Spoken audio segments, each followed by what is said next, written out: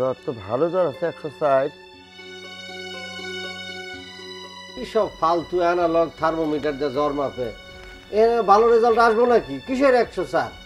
আর বাম দিকে জ্বর আসলে বোঝা যায় না ঠিক মতো, ডান দিক দিয়ে একুরেট জ্বরটা বোঝা যায়। দেখি বাবা বাবা বাবা হা করো, হা করো। আব্বা দেখছো তোমার ছোট পোলা আবার ঠকাইতে চাইতেছে, হ্যাঁ ওদিকের জ্বর দিব। আচ্ছা ঠিক আছে আব্বা, ওইদিকে জ্বর যদি ভালো হয় ঠিক আছে আব্বা, তুমি এক কাজ করো, তোমার ওই যে ডান দিকের জ্বরটা বাম দিকে এনে দাও তো, আমি আবার মাপি।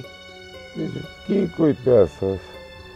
বাম দিকে জ্বর, ডান দিকে জ্বর, মানুষ কি এসব পারে? আমি পারুম কেমনে?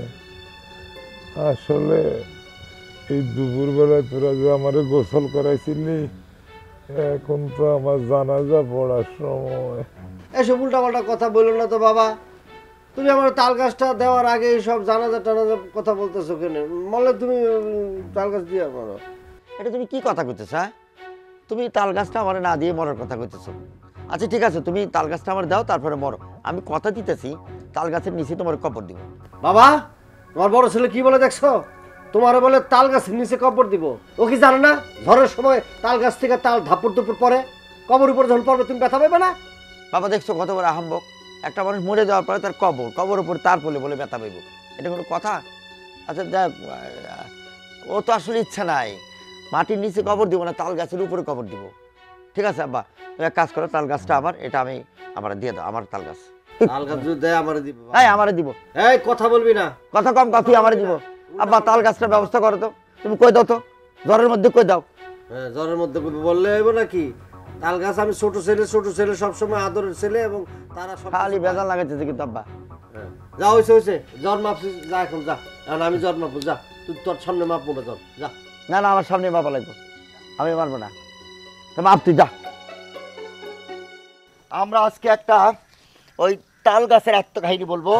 এই যে আমাদের তাল গাছ, আমরা একটা লাইভে চলে এসেছি। এই লাইভে দেখেন, এই যে তাল গাছটা আছে অনেক বড়, তালও ধরেছিল, এখন তাল নাই, কিন্তু এটার একটা দুঃখ আছে। এই তাল গাছের মাছ বরাবর একটা ভাগ করা হয়েছে, আমরা দুই ভাই, এই পাশটা আমি পেয়েছি, সে ওই পাশটা পেয়েছি, কিন্তু এই তাল গাছটা আমি চেয়েছিলাম যে আমার ভাগে পড়ুক।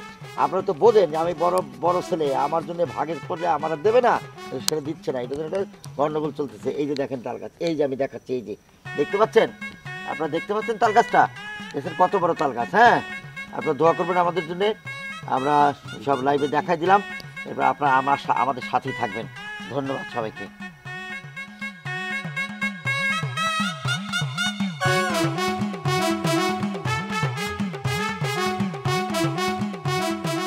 হ্যাঁ এই আমাদের সীমানা এটা। হ্যাঁ, এখন এই যে এই পারে আমরা পড়েছি, ওই পারে ভাই পড়েছি, ছোট ভাই।